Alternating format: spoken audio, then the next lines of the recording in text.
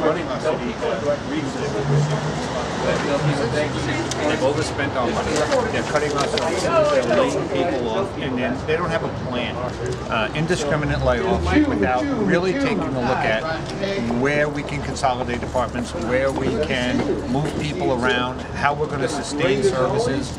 So we met on Saturday. We've come up with, having looked at the numbers, a complete plan of how it is we can help them look at the big picture. Now, the big picture means that there's going to be some very hard decisions to be made, decisions that many of our electeds are going to have a really hard time doing only because of their constituency and those who got them elected.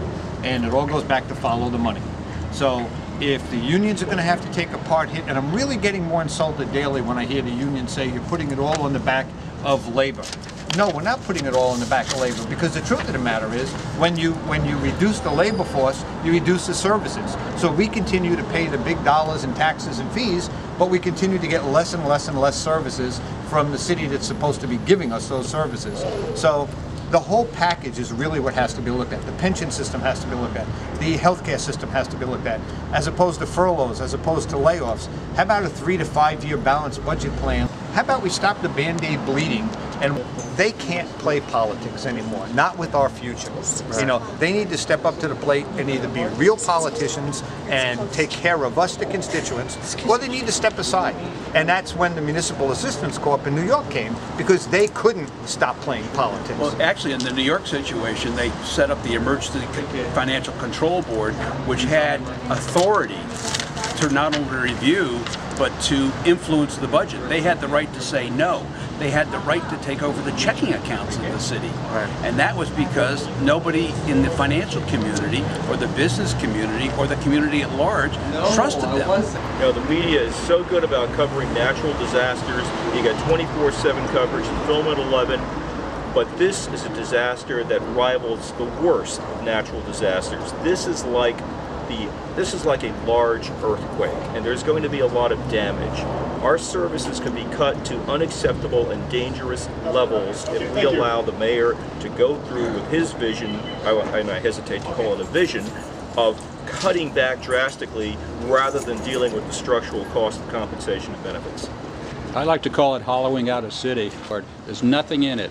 Number two, we have now grouped as a LANC committee, an area alliance of neighborhood councils. We're meeting weekly at this point on the budget, if not more, side meetings, and our intention is to get out to every neighborhood council, have them get out to every HOA, get out to every service organization, get out to every chamber of commerce, and get the word out, and to put the pressure on downtown. Everything out of your pockets and purses, unless you actually have official city ID, or you already been checked, I need you to go look back up this way.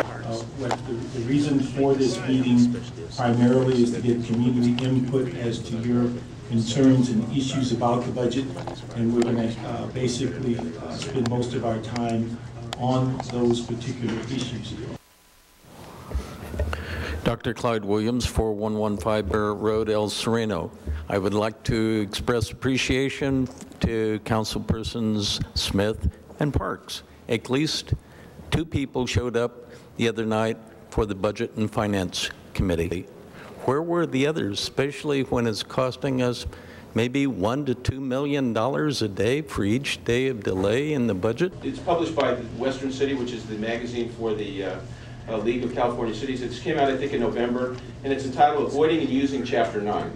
And I'm not here to advocate for bankruptcy, and I'm not here to advocate against bankruptcy. But what I am here to advocate for is really an open discussion, open negotiation. I think if you can spend 2 hours on Friday giving out awards and plaques, I think you can spend 30 minutes as a committee of the whole. My name is Carasino. I'm a board member of Reseda Neighborhood Council, but I'm also, more importantly, a business owner in the city. And businesses like my own have already had to cut back, possibly a year or 2 ago, to survive the climate that we're in. And I can tell you I'm very good at running the numbers, and what I'm seeing is very discouraging.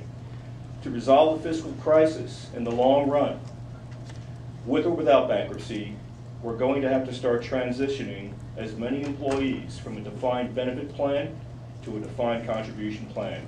I realize that's going to take very intense negotiations with the unions, but if we want to survive in the long run, we're going to have to do that. The problem with a defined benefit plan is that the costs are subject to assumptions, to market swings, and to politics. And as long as we have that, we're not going to be able to control those costs. My name's Kristen Sabo. I'm a volunteer for the Department of Recreation and Parks. Last year I did almost 1,000 hours, and it was hard work, the stuff the maintenance guys would do. My question is, when you reduce their labor force down to by 44%, who's going to do that? I don't have any more hours in the day that I can do it.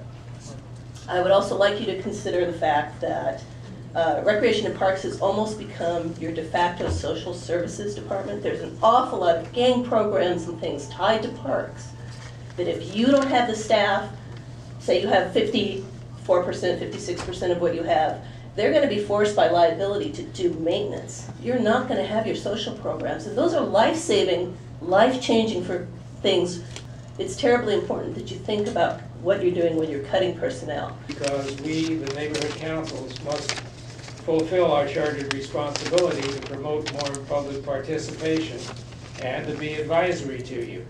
We ask that you appoint and receive and engage in non-voting ex officio, perhaps neighborhood council representatives on this committee and on the mayoral and city council committees and task forces of all kinds in recognition of the chartered responsibility to the city for the purposes of assuring consideration of the views of the community in all of your deliberations.